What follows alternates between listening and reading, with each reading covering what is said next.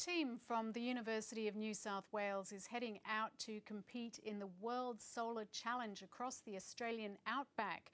They'll accompany Sunswift EV, the electric car that currently holds the world record for the fastest electric car. Well, joining us is Hayden Smith from Team Sunswift. Thanks so much for coming in. So this is a solar-powered car. How will it go, for example, in the kind of weather we've been having in the eastern states when it's just bucketing down and there's actually no sun? Yeah, of course. So solar-powered cars are essentially electric cars with solar panels on the roof. So electric cars have batteries, they can store up power, you can charge from the grid. The point of a solar car is to take that one step further and actually just be able to top up your tank, so to speak, throughout the day when the sun's out. So on a day like today, sun's not out, it's usually fine because you've charged up from home. Maybe you won't have the same range, but you'll still get to most places you want to. The car is already, I think it's the world record holder in terms of speed. I think it was about 100 k's per hour. There are lots of other teams from the US, Netherlands, UK, Germany. I mean, there's big bucks put into this whole electric car market. What's different about the Australian car?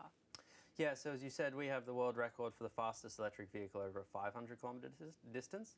What's different about our car compared to cars around the world is that our car actually is much more efficient. So to have cars like this, you need to have lightweight design, very little aerodynamic drag, very low rolling resistance on the tyres. In fact, to maintain the speeds we did on the record attempt of 110, we were using about 2 kilowatts of power, which is about the same amount as a 4-slice toaster. So what is your challenge? How do you make the car better, more efficient, more marketable? Yeah, of course. So from an engineering standpoint, we always want to make it lighter, we want to make it smoother through the wind so it consumes less power. And from a marketability standpoint, we're trying to actually, bring it to a level of aesthetic design and, appeal so that people look inside our car and they say, wow, I really want to drive this. It's not just a student-built race car, but it's actually a production car. It's the 20th anniversary of, I suppose, the student-managed and self-funded group that's produced this car. Have you been in it since the beginning? No, thankfully not. You'd have been very small. No, I'm only 22 myself, so that'd be quite an early start. I started at the end of 2013, beginning of 2014. There's quite a legacy of a number of quality students who've helped build this team up over the years. Yeah, so what has been the sort of key to its success? Because obviously it's got a group and a history of very passionate people. Yeah, exactly. Passionate people are really what drives this team, I think. Since 1995, we've had 20 or so people a year building these cars, racing them across the country and passing that knowledge on to newer people to build slightly better cars, iterative design like that.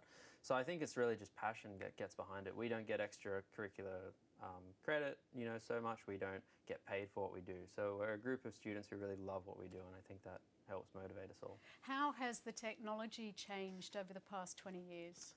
I think probably the biggest change over the last 20 years is originally solar cars used to be this very experimental thing. You've seen the flatbeds, I refer to them as solar panels with 3 wheels on the bottom. Very odd shapes. And as the years have gone by, we've started to bring them more into regular road standards, things that look like a normal car like what we have today. Okay, well, hope you'll still be working on it in another 20 years. Hayden Smith, thank you so much. Thank you very much. Stay